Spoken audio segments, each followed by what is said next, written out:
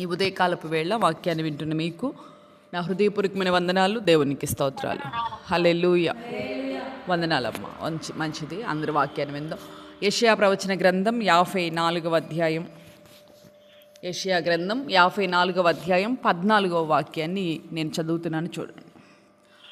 14వ వాక్యం. నీవు నీతి గల దానివై స్థాపింపబడుదువు, నీవు భయపడనక్కర్లేదు. ఇది వాగ్దానం. నీవు భయపడనక్కర్లేదు. బాధించువారు నీకు దూరముగా ఉందురు, భీతి నీకు దూరముగా ఉండును, అది నీ దగ్గరకు రానేరదు. హల్లెలూయా. ఈ ఉదయకాలమే మరి దేవుడు మనకిస్తున్న ఒక చక్కటి వాగ్దానం. నీవు భయపడనక్కర్లేదు, బాధించేవారు నీకు దూరంగా ఉంటారు. ఉదయాన్న వాగ్దానం ఏంటి? బాధించేవారు నీకు దూరంగా నీకు ఉంటారు. నేను అంటాను, ఎవరైనా మనల్ని బాధ పెడుతున్నారు అనుకోండి, వాళ్ళు కనుక మన ప్రక్కనే ఉంటే అప్పుడు ఎలా ఉంటుంది? ఎప్పుడు కూడా మన ప్రక్కనే మనల్ని బాధ పెట్టేవాళ్ళే మన పక్కన ఉన్నారనుకోండి, అప్పుడు మనం బ్రతకడం చాలా కష్టమైంది. అవునా కదా? నేను చెప్పేది ఏమన్నా అబద్ధమా? మనల్ని బాధ పెట్టేవాళ్ళు మన ప్రక్కనే ఉంటే మనం బ్రతకడం చాలా కష్టమైంది. అంతేకాకుండా ఎవరైతే మనల్ని నిందిస్తున్నారో, ఎవరైతే మనల్ని మన జీవితాల సమస్యలను సృష్టిస్తూ ఉన్నారో వాళ్ళే కనుక మన పక్కన ఉంటే, ఇక నన్ను అడిగితే ఇక దినమెల్లా కూడా మన జీవితం ఎలా ఉంటుందంటే ఒక నరకప్రాయంగా ఉంటుంది అనుకోండి. అవునా కదా? కాబట్టి ఇది ఎరిగిన దేవుడు అంటున్నాడు, బాధించేవాళ్ళు నీ జీవితంలో లేకుండా పోతారు అని రాసేదానికంటే వాళ్ళు నీకు దూరంగా ఉంటారు అని. అంటే ఒక చక్కటి వాగ్దానం, ఒక ప్రత్యేక రీతిలో. అంటే నీ యొక్క బాధను గుర్తెరిగిన దేవుడు ఉదయాన్నే అంటున్నాడు, నా బిడ్డ నీవు పొరపాటున కూడా ఒక చక్కటి మాట అక్కడ నేను చూసినట్లయితే అది అటు వారిని నేను నీకు దూరంగా నేను ఇసిరేస్తాను అంటున్నాడు. అంతే కదా? దూరం చేయడం అంటే ఏంది? నీ దగ్గర వాళ్ళు లేకుండా ఇసిరవతలేయడం. ఇక వాళ్ళు ఎవరైతే నిన్ను బాధిస్తూ, నిన్ను దూషిస్తూ, నిందిస్తూ, ఇప్పుడు మనం ఏం చేయాలి? వాళ్ళ మీద మనం ఫైట్ చేయాలంటారా? అవసరంలా. దేవునికి నీ వ్యాజ్యాన్ని అప్పగిస్తే, నీ బాధను ఆయన సన్నిధిలో విన్నవించుకోగలిగితే తప్పనిసరి నిజమైన దేవుని యొక్క ప్రేమను పొందుకొని దేవుని ద్వారా కార్యాలను పొందుకున్న ప్రతి దేవుని బిడ్డ నన్ను అడిగితే, మరి అంటే మీరు మాట్లాడరా పాస్టర్ గారు, మీరు పైనుంచి ఊడిపడ్డారంటే నేను అలా అనను. కానీ మనం కొన్ని విషయాల్లో కొంత ఆవేశంగా మాట్లాడొచ్చామో, కానీ నన్ను అడిగితే దేవుని బిడ్డలు పరిపూర్ణంగా, అంటే మనం మానవపరంగా కొన్ని విషయాల్లో బలహీనలుగా ఉన్నా తప్పనిసరిగా అలాంటి వాళ్ళు ఏం చేస్తారంటే దేవునికి అప్పగిస్తారు వాళ్ళ వ్యాజ్యాన్ని. వారి జీవితంలో దేవుడు ఎలా చేస్తాడంటే ఆయన అంటున్నాడు కదా, ఇది నిజంగా నిన్ను బాధించే వారిని నేను నీకు దూరం చేస్తాను. ఇది దేవుడు ఇది నిజంగా ఒక గొప్ప పెద్ద వాగ్దానం. సరిగా నాకు 2006వ సంవత్సరం ప్రభు నాతో మాట్లాడిన బైబిల్లో తొలి వాక్యాలు ఇవి. మొట్టమొదటిసారి నా యొక్క యవన ప్రాయంలో ప్రభు నాతో మాట్లాడిన యెషయా ప్రవచన గ్రంథం 54వ అధ్యాయం అంటే అతి ప్రియమైనటువంటి అధ్యాయం నాకు. కనుక ఇది వ్యక్తిగతంగా దేవుడు నాకు ఇచ్చిన వాగ్దానం. కనుక నేను అంటాను ఉదయాన్నే, ఇలాంటి వాగ్దానాన్ని నేను అడిగితే నువ్వు కూడా వ్యక్తిగతంగా దేవుని సన్నిధిలో పొందుకోవాల్సినటువంటి ఒక చక్కటి వాగ్దానం. హల్లెలూయా. కాబట్టి ఉదయాన్నే దేవుడు నీకు మాటిస్తున్నాడు. నన్ను అడిగి దానిలో నేను చూసిన ప్రత్యేకమైన మాట ఏంటంటే, నీవు భయపడనక్కర్లేదు అంటున్నాడు. అసలు నువ్వు భయపడాల్సిన అంటే నువ్వు భయపడాల్సిన అవసరమే లేదంటున్నాడు దేవుడు. రెండవది అదే అక్కడ మళ్ళా అంటాడు, నీవు అసలు భయపడవద్దు అని మరలా అంటాడు దేవుడు. హల్లెలూయా. అంటే ఎంత చక్కటి ఆదరణ దేవుడు మనకు కలుగు చేస్తూ ఉన్నాడు. ఏమంటున్నాడు? నువ్వు భయపడనక్కర్లేదన్నవాడు మరలా నువ్వు భయపడవద్దు పొరపాటున. అంటే ఎంతో దగ్గరగా వచ్చి దేవుడు అంటున్నటువంటి మాట ఎంత గొప్ప ఆదరణ అండి. అంటే పొరపాటున నువ్వు there is no need to fear, అంటే పొరపాటును కూడా నువ్వు అస్సలు భయపడాల్సినటువంటి అవసరమే లేదు బిడ్డ. ఎందుకంటే నిన్ను బాధించు వారు ఇక మీదట నీవు చూడాలనుకున్నా వాళ్ళని నేను చూడకుండా చేస్తాను. వాళ్ళు నీకు దూరం అయిపోయే విధంగా నేను చేస్తాను. మరి ఎవరితో దేవుడు మాట్లాడుతున్నాడో ఈ మాటలు వింటున్న మీ జీవితంలో నాకు తెలియదు. కానీ మరి నాకు గత రాత్రి నేను రేపటి దినాన్ని నేను మరి ఎలాంటి వాక్యాన్ని మీరు మాకు ఇస్తారని ప్రార్థన చేసుకున్నప్పుడు ఈ మాట నాకు దేవుడు ప్రేరేపించడం జరిగింది. కనుక దేవుని యందు నువ్వు నమ్మిక ఉంచి కేవలం దేవుడు అంటున్నాడు కదా, నువ్వు కేవలం నిలబడి చూడంతే చాలు. నేను కలుగు చేసే రక్షణను ఆ రోజున ఇశ్రాయేలుతో పలికిన అదే మాట ఈ ఉదయాన్ని దేవుడు నీతో మాట్లాడుతున్నాడు, నాతో మాట్లాడుతున్నాడు. నువ్వు కేవలం నిలిచుండి చూడు. ఇక మీదట ఏమన్నాడు ఆయన, మిమ్మల్ని బాధ పెడుతున్నటువంటి ఐగుప్తీల్ని ఇక మరెన్నడూ చూడకుండా నేను చేస్తాను. ఆ రోజున్న దేవుడు ఈరోజు ఉన్నాడు. ఇది ఉదయకాలన నీతో అంటున్నాడు, నీవు చేయాల్సింది దినమేళ నువ్వు నోటికి పని చెప్పొద్దు, ఇవి ఏమి చేయదు. నేను చెప్తున్నా కదా, అంటే మేము పైనుంచి చూడు పడలేదండి అంటే, నీవు ఒకవేళ ప్రారంభం కష్టంగా ఉందా, ప్రతిరోజు ఒక సాధన చేయి. తప్పనిసరిగా ఒక రోజులోనే రాదు. సాత్వికంగా ఉండటం అనేది ఒక్కసారి రాదు. కొంతమంది దేవుని బిడ్డల్ని చాలా తేలిగ్గా అంటారు. భక్తులు అన్నారు కదా లేకపోతే అదన్నారు కదా, మీరు ఎలా అంటారు ఏంది అలా అంటారు ఏంటంటే, వాళ్ళు కూడా కింద ఉన్న వాళ్ళే, పైకి వెళ్ళలే ఇంకా. కాబట్టి కొన్ని బలహీనతలు ఉంటాయి. అయితే ప్రతిరోజు మన సాధన చేయాలి తప్పనిసరిగా. ఆ ఎప్పుడైనా నేను చెప్తున్నాను కదా, మనం గనక దేవుని సన్నిధిలో వాక్యాన్ని విని, ప్రభా నేను పరిశుద్ధంగా బ్రతకాలని ప్రార్థన చేసామనుకో, తప్పనిసరిగా నీ ఎదుటికి అనేకమైన పాపం చేసే అవకాశాలు వస్తాయి. ఎందుకంటే నువ్వు ప్రార్థన ఏం చేసావు, నేను పరిశుద్ధంగా బ్రతకాలి అంటే అది ఒక్కసారి రాదు, అది సాధన ద్వారానే వచ్చింది. అలాగే ప్రభా నేను సాత్వికంగా ఉండాలయ్యా, నీలాగా ఉండాలయ్యా అంటే, మరి ఆయనకు వచ్చిన శ్రమలని నీకు అంటే అలాంటి భయంకరమైన శ్రమలు కూడా మనం వెళతాం. అప్పుడే మన సాత్వికతను నేర్చుకుంటాం. సాత్వికం అంటే అది దీర్ఘశాంతం కలిగి ఉండటం అంటే అవన్నీ కూడా చాలా కష్టతరమైన అనుభవాలు. మౌనంగా ఉండాలి, సాత్వికంగా దీర్ఘశాంతంతో మనం ఉండాలి అంటే అవన్నీ నువ్వు కోరుకున్నావంటే అలాంటి మార్గాలు కూడా నువ్వు వెడుతున్నప్పుడు అది సాధన చేపిస్తూ దేవుడు నిన్ను తీసుకుని వెళతాడు. హల్లెలూయా. కాబట్టి మరి ఇలాగ మౌనంగా ఉండగలగాలంటే అది ఒక్క రోజులో కలిగేది కాదు, కానీ తప్పనిసరిగా మనం ప్రయత్నం చేయాలి. మన సొంత ప్రయత్నాలతో కాదు కానీ, ప్రభువా నీ కృప నాకు అనుగ్రహించు, నీ వాగ్దాన్ని నేను నమ్మాలి. దేవుడు ఏమన్నాడు, నిలుచుండి చూడు మనల్లా, నువ్వు ఓరక నిలుచుండి చూడు. ఏమన్నాడు ఆయన అక్కడ, నువ్వు ఓరక నిలుచుండి చూడు, యెహోవా నీకు కలుగు చేసే రక్షణని నువ్వు నేడు కలుగు చేసే రక్షణ ఓరక నిలుచుండి చూడండి అన్నాడు. కాబట్టి ఈ ఉదయకాలం నీ జీవితంలో ఈ వాగ్దానాన్ని విన్నప్పుడు చాలా ఆనందం కలిగి ఉండొచ్చు. మరి ఆ వాగ్దానం మన పట్ల నెరవేర్చబడాలంటే మన జీవితాల్లో ఊరక నిలుచుండి చూడటం ఇది చాలా కష్టం తెలుసా. అది తేలిగ్గా అనిపించవచ్చు చాలామంది జీవితాల్లో. ఊరకు నిలుచొని చూడమన్నాడు దేవుడు అంటే అది మామూలు విషయం కాదు. ఊరకంటే ఊరకు నిలుచొని చూడటం అని కాదు. మరి ఏం జరుగుతున్నా అక్కడ ఎలాంటిది జరిగింది, వెనకున్న శత్రువు కాస్త ఏమయ్యాడు, వెనక శత్రువు వచ్చాడు, దగ్గరికి వచ్చాడని తత్తరపడుతుంది. లోపల అగ్నిస్తంభమై దేవుడు వెనక్కి వీళ్ళకి మధ్యలో అగ్నిస్తంభమై నిలబడ్డాడు. కొంచెం ఊరట, అప్పటికే మళ్ళీ కంగారు. ఫస్ట్ సంతోషించారు, మళ్ళీ కంగారు పడతారు. అదెంతసేపు ఆపిద్దండి, దగ్గరకు వచ్చేసారు. ఎందుకంటే వాళ్ళు మామూలు శత్రువులు కాదు కదా, 430 సంవత్సరాలు కష్టపెట్టిన భయంకరమైన శత్రువులు వాళ్ళు ఎవరో వీళ్ళకి తెలుసు, దగ్గరలో ఉన్నారు. ఆ తర్వాత దేవుడు మోషే ద్వారా నీ చేయి చాపమన్నప్పుడు సముద్రం చీలింది, చూసి సంతోషించారు. మా దేవుడు గొప్పడు అనుకొని అందరూ దాటి వెళ్తే ఈ లోపల శత్రువు అగ్నిస్తంభం వెళ్ళిపోయింది, ముందుకెళ్ళిపోయింది. ఇక శత్రువు కూడా కదిలి సముద్రం మధ్యలోకి వెళ్ళాడు. ఆ సమయంలో ఇలా అనుకున్నారు, అయిపోయింది మన చరిత్ర అనుకున్నారు. ఆ సమయంలో దేవుడు మరలా మోషేని చేయి చాపమని మరలా సముద్రం వైపు నీ కర్ర చూపమన్నప్పుడు సముద్రం మరలా మూసివేయబడతాం. రథచక్రములు ఊడిపడగా ఐగుప్తీలంతా వాళ్ళ కళ్ళ ముందే మరి జల సమాధిగా మార్చబడినట్లుగా మనం బైబిల్ గ్రంథాలు ఇవన్నీ మనం చూస్తాం. అంటే వాళ్ళ కళ్ళ ముందు ఎంతో శత్రువు సమీపించి ఇక వాళ్ళకి విడుదల కలిగినట్లుగా అనిపించలే. అలాంటి కంగారు పడుతున్న వేళ కూడా దేవుడు ఏం చెప్పాడు, వాళ్ళని మీరు ఊరక నిలుచుండి చూడండి. ఇది ఈ ఉదయకాలం కూడా నీతో చెప్తున్నాడు ఈ మాట.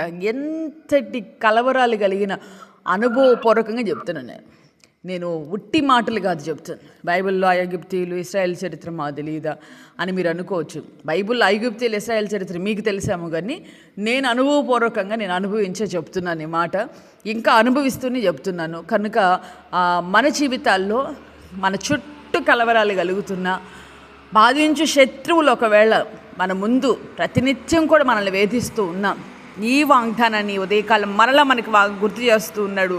నీవు ఊరక నిలుచుండి నువ్వు చూడగలిగితే యెహోవా కలుగు చేసే రక్షణ మనం చేసుకుంటే అది మళ్ళీ మళ్ళీ మళ్ళీ మళ్ళీ వచ్చింది మన జీవితంలో.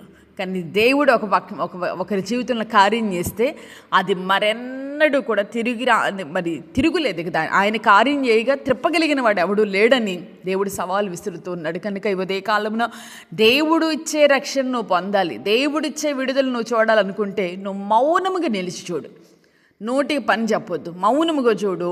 దేవుడు చేసే కార్యాలు ఐగుప్తీయుల్ని ఇక మరెన్నడూ వాళ్ళు చూడకుండా బాధ పెట్టు శత్రువుని దూరం చేశాడు. ఎంత దూరం చేశాడు, జీవితంలో ఇక లేకుండా దూరం చేశాడు. కనుక ఉదయ కాలాన్ని దేవుడు నీకు వాగ్దానం చేస్తూ, మరి నేడు నీ జీవితంలో నిన్ను ఎవరైనా ఇబ్బంది పెడుతూ ఉన్నారా? దేవుడు అంటున్నాడు కదా, నీవు చేయాల్సిందల్లా ఒక్కటే. ఎవరికి ఇది ఇలాంటి కార్యాలు దేవుడు చేస్తాడు? ఎవరైతే దేవునితో ఒక సన్నిహిత సంబంధాన్ని కలిగి ఉంటారో, ఆ పరలోకపు బాంధవ్యం ఇక్కడ ఉండగానే పరలోకాన్ని నువ్వు అనిపించినంతగా, పరలోకానికి వెళ్ళేదో రోజు దేవునితో నువ్వు మాట్లాడి అది ఆయన నీ దగ్గరకు వచ్చినట్లుగా, ఆ తండ్రి ఒడిలో నువ్వు కూర్చున్నట్లుగా, మరి ఆ యొక్క ప్రతి నిత్యము నీ బాధలన్నీ కూడా ఆయన సన్నిధిలోనికి వెళ్ళి నువ్వు మాట్లాడుతూ ఉన్నట్లుగా. నా యవ్వన ప్రాయంలో నాకు ఒక మంచి అలవాటు ఉండేది, చాలా శ్రేష్టమైన అలవాటు. మరి ఆ సత్యబల్లోనే ప్రార్థన చేసుకునేటప్పుడు ప్రత్యేకంగా నేను ఒక దినాన్ని మీకు చెప్పున్నాను. ఒకవేళ ఇది సోషల్ మీడియాలో పెడుతున్నాను కాబట్టి వాక్యం ఒకవేళ దాన్ని వక్రీకరించి వచ్చాము కదా, కానీ నేను కన్నులారా దేవుని యొక్క పాదాల ముద్రని నేను చూసినట్లుగా నేను చాలా మార్లు మీతో చెప్పున్నాను. అది నేను చూసినప్పుడు ఒక దినాన్ని నాకు అనిపించింది, ప్రభా, అంటే నాకున్న లోపల ఫీలింగ్ అంతే.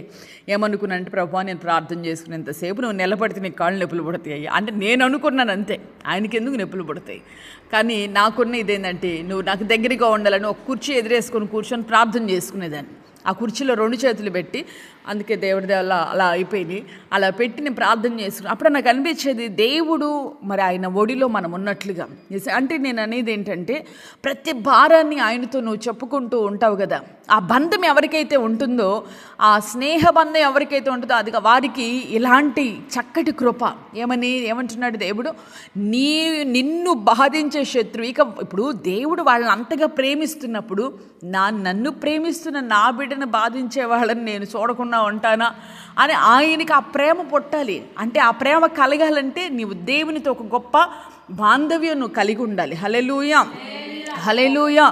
గొప్ప అనుబంధం. ఎవరికైతే దేవునికి మీకు మధ్యలో ఎలాంటి బంధం ఈ రోజున ఉంది, నువ్వు మాట్లాడుతున్నప్పుడు నువ్వు దేవునితో మాట్లాడుతున్నావా, దేవుడు నీతో మాట్లాడుతూ వస్తున్నాడా, మీ ఇద్దరి మధ్యలో ఒక గొప్ప బాంధవ్యం అనేది నీకు దేవునికి మధ్యలో ఉంటే నిశ్చయంగా నీకు ఎవరు కూడా, నీ పక్షాన్ని ఎవరు కూడా విరోధులుగా లేవకుండా, ఒకవేళ వాళ్ళు ఉంటే ఆ శత్రువుల్ని చెదరగొట్టేదానికి దేవుడు ఉదయకాలం ప్రత్యక్షమయ్యాడు. అంతేకాదు అంటున్నాడు, గాలికి ఎగిరే పొట్టులాగా వాళ్ళు ఉంటారు.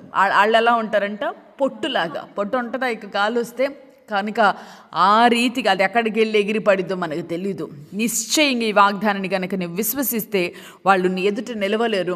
ఆ రోజున ఇశ్రాయేలు ఎదుట ఐగుప్తీయులు అంటారు కదా, మరి ఎప్పుడైతే దేవుని యొక్క అగ్ని స్తంభం వారి యొద్ద నిలబడుతున్నప్పుడు ఆ వేళ ఐగుప్తీయులు అంటారు, మనమంతా ఇశ్రాయేలు ఎదుటి నుంచి వెళ్ళిపోదాం రండి, వాళ్ళ పక్షాన వారి దేవుడు యుద్ధం చేయడానికి మన కొరకు అది ఆయన ప్రత్యక్షమయ్యాడు. కనుక మనం వీరి ఎదుట మనం నిలవలేమని వాళ్ళు వెళ్ళాలని చూశారు, కానీ వాళ్ళు వెళ్ళడానికి వీలు పడక వాళ్ళు అక్కడే జలసమాధిగా మార్చబడినట్లుగా మనం ఆ యొక్క సందర్భంలో మనం చూస్తూ ఉంటాం. కాబట్టి ఈ ఉదయకాలపు వేళ ఇది చాలా చాలా శ్రేష్టమైన వాగ్దానం. ఈ ఉదయాన్నే దేవుడు నీకు ఇస్తున్నాడు.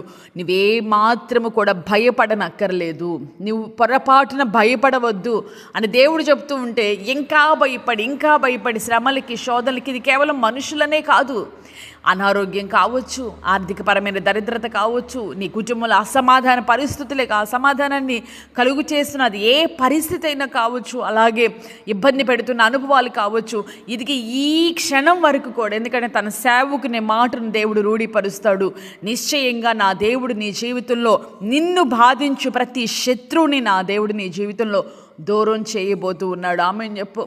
నిశ్చయముగా ఈ ఉదయకాలను దేవుడు నువ్వు చూసి ఆశ్చర్యపడే విధంగా, ఇది నిన్నటి వరకు నా కుమార్తె బలహీనురాలుగా ఉంది కదా, ఏమైందంటే దేవుడు అంటున్నాడు, నిన్ను బాధించే శత్రువు నేను ఎలా ఉంచుతాను, ఇదిగో వాళ్ళని నేను దూరం చేస్తున్నాను అన్నప్పుడు, అది అనారోగ్యాలు కావచ్చు, బలహీనతలు కావచ్చు, అది ఏదైనా కావచ్చు, నీవు దేవునితో ఒక అనుబంధాన్ని నువ్వు కలిగి ఉండాలి. ఎవరో నీ కోసం ప్రార్థన చేస్తారు, పాస్టర్ గారు, లేకపోతే తల్లి కావచ్చు, తండ్రి కావచ్చు, భార్య కావచ్చు, నా భర్త ప్రార్థన చేస్తాడులే, నా పెద్దవాళ్ళు లేకపోతే ఎవరైనా ప్రార్థన చేస్తారని వాళ్ళ దగ్గరికి వెళ్ళి నా కోసం ప్రార్థన చేయండి, నా కోసం ప్రార్థన చేయండి అని వాళ్ళ ఎదుట కాదు.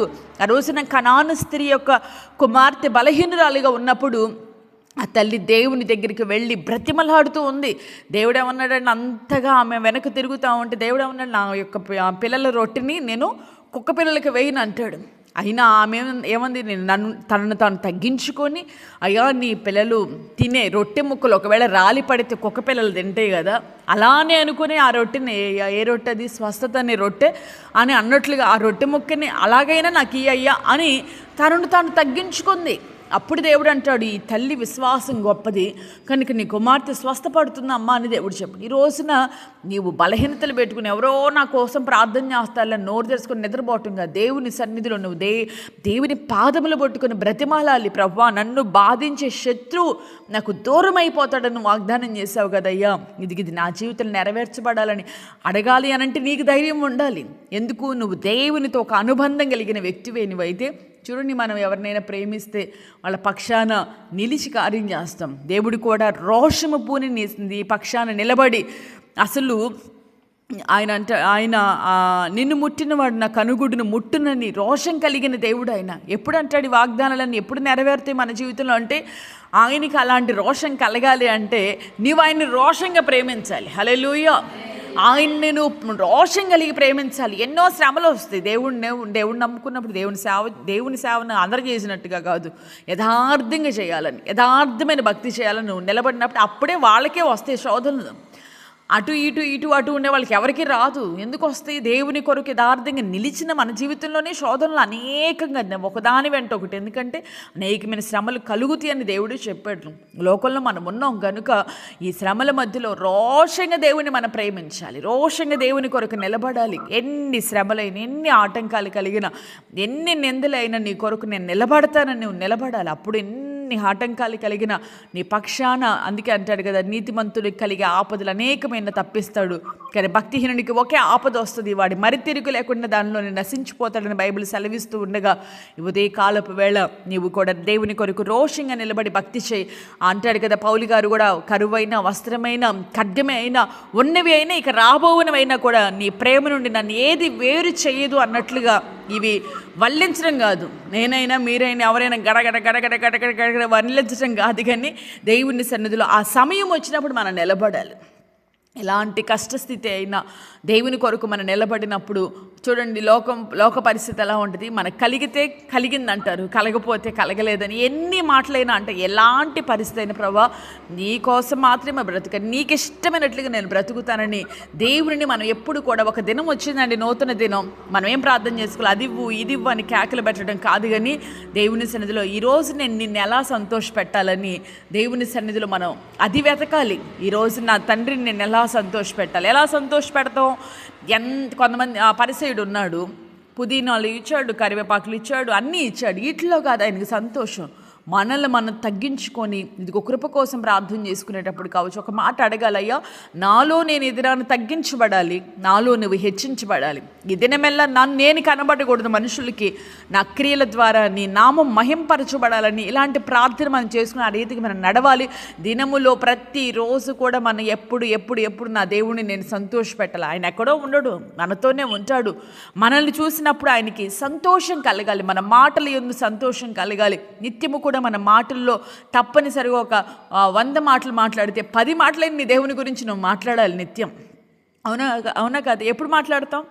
ఎవరైనా ఒక వ్యక్తిని ప్రేమిస్తే ఆ వ్యక్తి గురించి ఏదో ఒక సందర్భం తెచ్చి మాట్లాడుతూనే ఉంటారు తప్పనిసరిగా. అప్పుడు మనకు అర్థమైపోద్ది, ఈ మనిషికి దీని మీద ఇష్టం, లేకపోతే ఈ వస్తువు మీద ఇష్టం, ఇది ఈ కలర్ మీద ఇష్టం, అంటే వాళ్ళ ఇష్టాలన్నీ దానిలో తెలిసిపోతాయి. నువ్వు దేవుణ్ణి ప్రేమిస్తే దినములో నువ్వేం చేస్తావు? ఎక్కువ మాటలు ఏదో ఒక మలికి పెడతావు. ప్రతిదానికి ఏం చేస్తావు? దేవుడు దేవుడు దేవుడు దేవుడు అంటే నేను చెప్పమన్నానని కాదు, అంటే ఇవన్నీ ఆయన మనతో ఉండి వింటాడు. అంటే నా బిడ్డకు నేనంటే ఇష్టం, నన్ను గనపరచడం ఇష్టం, నా కొరకు బ్రతకటం ఇష్టం. తన కోసం తను బ్రతకట్ల, నా కోసం బ్రతకడానికి ఇష్టపడుతుందని ఇష్టపడిన దేవుడు ఏం చేస్తాడంటే ఆ ఇష్టాన్ని బట్టి, ఆ ప్రేమను బట్టి నీ కోసం ఆయన రోషంగా నిలబడతాడు. ఇదిగో రోషంగా ఉదయం వాగ్దానం చేస్తున్నాడు ఆయన. నిన్ను బాధించే వాళ్ళ బాధలు నిన్ను బాధ పెడుతున్నారని, నీకు అనేకమైనటువంటి మానసిక ప్రశాంతత లేకుండా చేస్తున్నారని ఎరిగిన దేవుడు అంటున్నాడు, అసలు నిన్ను బాధించే వారందరినీ నేను దూరం చేసేస్తాను అన్నాడు దేవుడు. మోకరించి ప్రార్థన చేసుకుందాం. అందరూ కూడా కళ్ళు మూసుకొని ప్రార్థన చేసుకుందాం. నిశ్చయంగా అనేకమైనటువంటి కొంచెం సవిస్తారంగా మనం మాట్లాడుకుంటూ వచ్చాము, వాక్యాన్ని విన్నాము. దయచేసి అయినా పర్వాలేదు ప్రార్థన చేసుకున్నాం. వాక్యాన్ని ఇష్టపడే వాళ్ళే వింటారు తప్పనిసరిగా, ఎవరో వినాలని కాదు, మనం పరిచర్య చేస్తుంది. తప్పనిసరిగా ప్రార్థన చేసుకున్నాం. అందరూ కూడా కళ్ళు మూసుకొని పరిశుద్ధుడా, ప్రేమ స్వరూపి, నిత్యాశ్రయ దుర్గమ, ఉదయకాలపు వేళ నిజముగా మీరు మాతో మాట్లాడిన ప్రతి మాటను బట్టి స్తుతిస్తున్నాం. ఏ బిడ్డకి మాటలు అవసరమో నాకైతే తెలియదు, కానీ ఉదయాన్నే తండ్రి మా స్థితిగతులు ఎరిగిన దేవునిగా ఈ ఉదయాన్నే ప్రత్యక్షమయ్యారు. నిన్ను బాధించు వారు నీకు ఇక దూరమైపోతారని, వారు దూరముగా ఉంటారని, నేను నీ జీవితంలో ఇక వారు నేను చూడకుండా చేస్తానని ఆ రోజున ఐగుప్తీయుల్ని ప్రభా ఎంత బాధ పెట్టారయ్యా ఇశ్రాయేలుని ఐగుప్తీయులు. ఆ సందర్భాన ఇశ్రాయేలులకు మీరు ఏదైతే చెప్పారు ఉదయాన్నే కూడా మీరు మాకు అదే చెప్తున్నారు. నీ ఊరికి నిలుచుండి చూడమన్నావయ్యా. అయ్యా ఏం జరుగుతున్నా కూడా మేమేమి మాట్లాడకుండా, ఏం జరుగుతున్నా మేము ఏమి దానిలో నాయన మా సొంత ప్రయత్నాలు ఏవి చేయకుండా మేము ఊరక నిలుచుండి నీ మీద ఆనుకొని మేము చూసినప్పుడు అయ్యా సమస్యను మీ చేతుల్లో ఉంచి ఏం జరుగుతున్నా మేము మౌనముగా ఉన్నప్పుడు మాకు ఎలాంటి రక్షణ మీరు కలుగు చేస్తారో, శత్రువు మీద మీరు ఎలాంటి నాయన దాడిని మీరు చేసి శత్రువు మా జీవితంలో లేకుండా చేస్తారో సవిస్తారంగా మాట్లాడుతూ వచ్చారు. అంతేకాకుండా మేము మీతో ఒక నూతనమైన ఒక గట్టి బాంధవ్యాన్ని మేము కలిగి ఉన్నప్పుడు నాయన ఇదిగో మేము మిమ్మల్ని రోషంగా మేము ప్రేమించినప్పుడు రోషం కలిగిన దేవునిగా మీరు మా పక్షమే నిలిచి నాయన మీరు ఎలాంటి కార్యాలు చేస్తారో నా తండ్రి మీరు మాట్లాడుతూ వచ్చారు. నిజంగా ఈ లోకంలోనే ప్రభా మూగజీవులే తన బిడ్డల కోరు జోలొస్తే అయ్యా ఇదిగో అవి సహించలేకపోతూ ఉన్నవి కదా నాయన. అలాంటిది సృష్టికర్త నాయన మీరు అయ్యా నీ యొక్క బిడ్డలను ప్రభా ఎవరైనా బాధ పెడుతూ ఉంటే మీరు చూసే దేవుడువు కాదు నాయన, చూసి ఊరకుండే దేవుడువు కాదు నాయన. ఉదయ కాలపు వేళ నాయన ఏ బిడ్డలు ఏ సమస్యలతో, ఏ రుగ్మతలతో, ఏ మనశ్శాంతి లేని అనుభవాల్లో అయ్యా చీకటి శక్తుల చేత పట్టి పీడింపబడుతూ ఉండొచ్చు, లేకపోతే నాయన ఎలాంటి ఆర్థిక సమస్యలు వాళ్ళు వేధిస్తూ ఉన్నవో నాయన, ఎలాంటి నాయన అయ్యా అప్పుల భారం కావచ్చు, ఆర్థిక దరిద్రత కావచ్చు, అసమాధాన పరిస్థితులే కావచ్చు, దినమెల్లా మనుషులు దూషణ మాటలు, వారి యొక్క చూపులు, వాళ్ళ యొక్క క్రియలను బట్టి నీ బిడ్డలు ఎవరు బాధపడుతున్నారో నాకు తెలియదు కానీ నాయన అదిగో ఆ శత్రువు తంత్రములన్నిటినీ యేసు నామములో లయపరచుమని ప్రార్థిస్తూ ఉన్నానయ్యా. ఈ ఉదయ కాలమున ప్రతి బిడ్డ జీవితంలో నెమ్మది కలుగునుగాక తండ్రి నీకు స్తోత్రం నాయన. నిశ్చయంగా ఉదయ కాలపు దీవెనతో నీ బిడ్డలు మీరు నింపండి నాయన. ప్రతి బిడ్డకు గొప్ప నెమ్మది కలుగునుగాక నాయన. అయ్యా ఎవరైతే నాయన శరీర బలహీనతలతో బాధింపబడుతున్నారో కుటుంబంలో కూడా నాయన అయ్యా ఒకదాని వెంట ఒకటి శత్రువు ప్రవేశించి ఇబ్బందులు పెడుతున్నాడు. ఆ శోధనలన్నిటినీ మీరు లయపరచండి నాయన. వెతికి చూసినా లేకుండా గొప్ప సంతోష సమాధానం ఆరోగ్యం నెమ్మది కలుగును గాక తండ్రి నీకు స్తోత్రం నాయన.